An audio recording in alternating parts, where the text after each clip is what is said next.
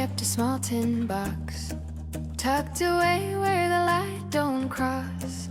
Inside were stones I couldn't name, each one marked by time, not flame.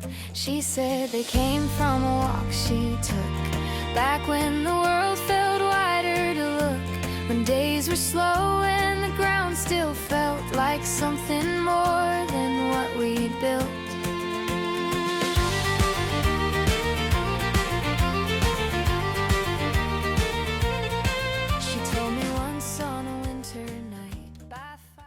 So the type of equipment we're going to be using at this site is based upon the rock types.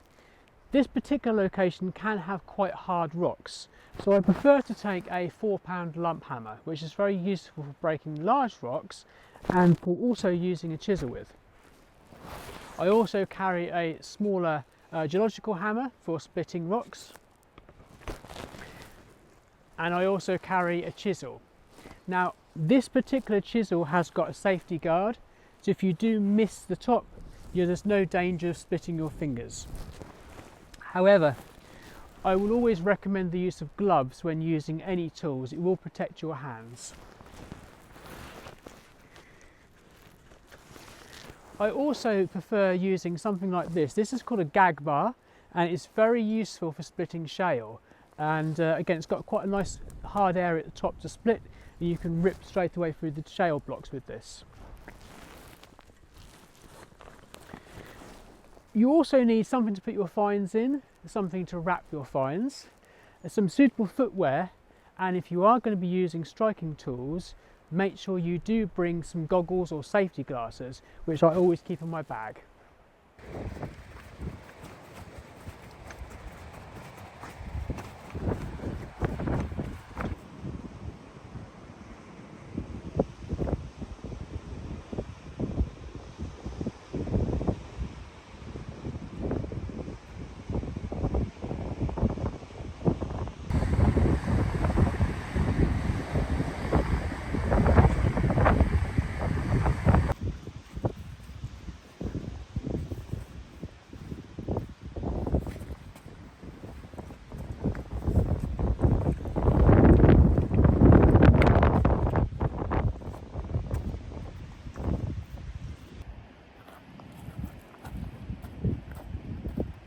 I found a broken piece of crinoid.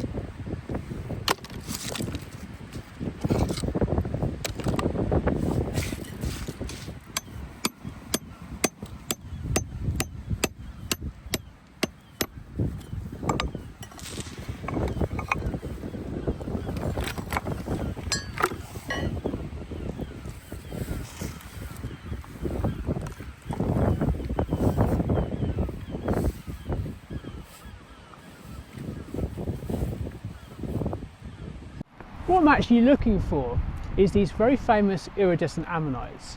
They're very popular from Watchet, and they can be beautiful colours, different rainbow colours. Some of them can be really quite spectacular. Now there's two types of species found here. One is Caloceros and one is Siloceros. They're found in these blocks and you split them. Now this one isn't a particular great one. As you can see, it's been damaged, just naturally damaged. And you can just about see some of the iridescence. This isn't a great iridescent one. Sometimes these can be pretty amazing actually, but this one is only got a slight iridescence to it.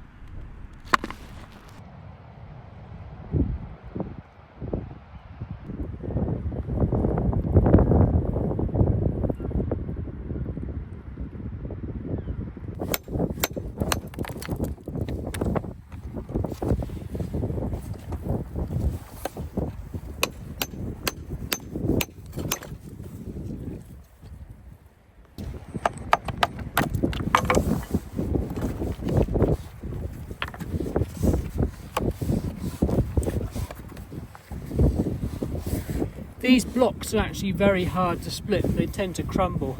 If you can get a nice sized one like this, it's best to take it back with you and prep it manually, and then you can get the whole ammonite out. This is Siloceras. Siloceras is a fascinating ammonite. It's the earliest known ammonites that are found in Britain.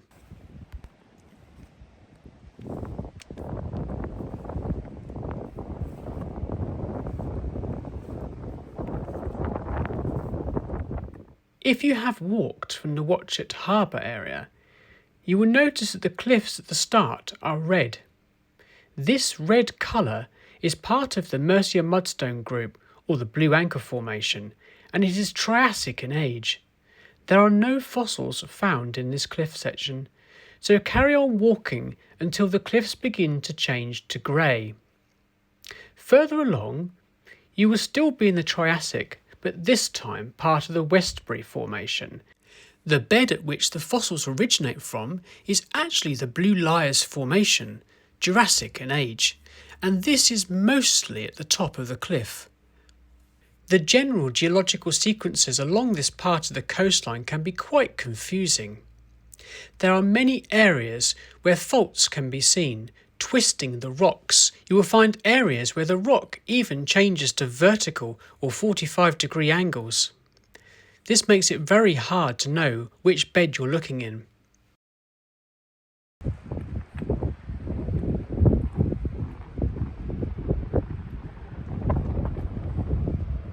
found a vertebrae. Ichthyosaur. I think it's ichthyosaur.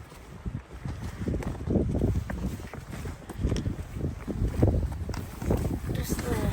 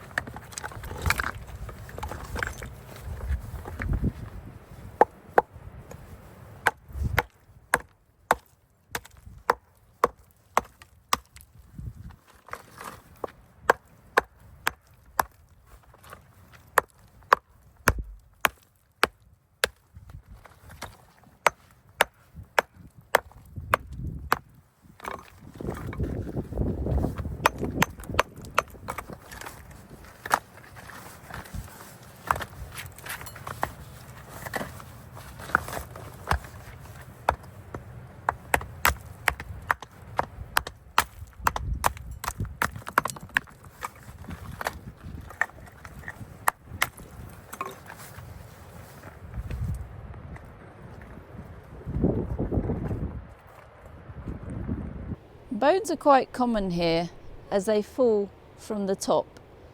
And a few years back, I actually found amongst the big pebbles there, I actually found a plesiosaur block of vertebrae and ribs inside the block and had it prepped, and it came out a very, very nice piece, and it was just sitting amongst there.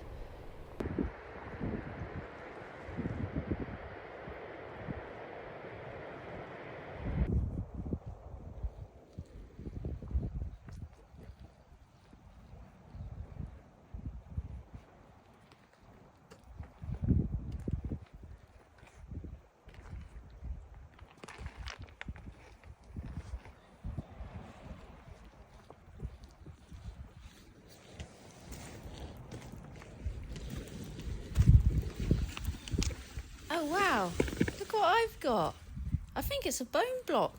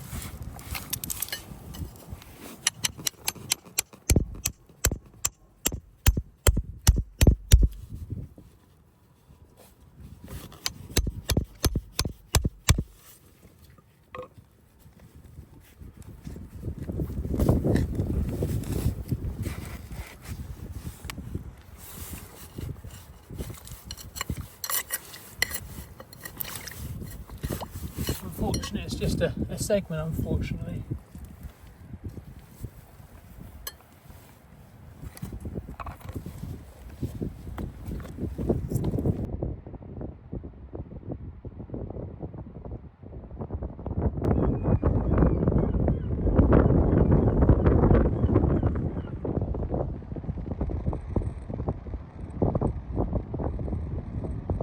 At low tide, the beds can be seen twisted as they fault along the foreshore.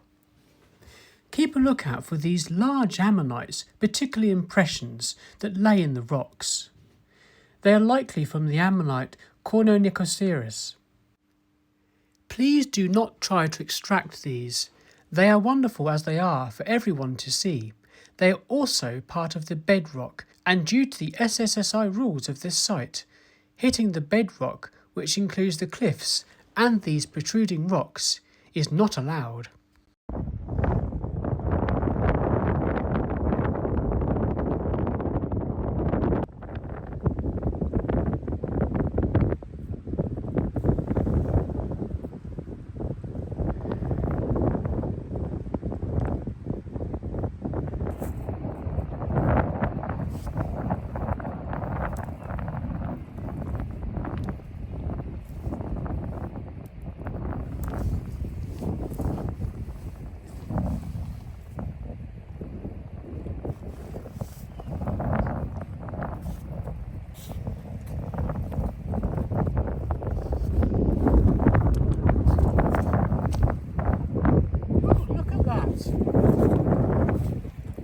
An articulated vertebrae.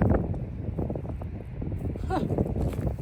It's quite worn, but yeah, it's really nice that. It's quite amazing actually what you can find just here amongst the pebbles and the shingle. It's just incredible. Most of the loose bones are actually found just here. All you need to do is just get on the ground and look at the shingle.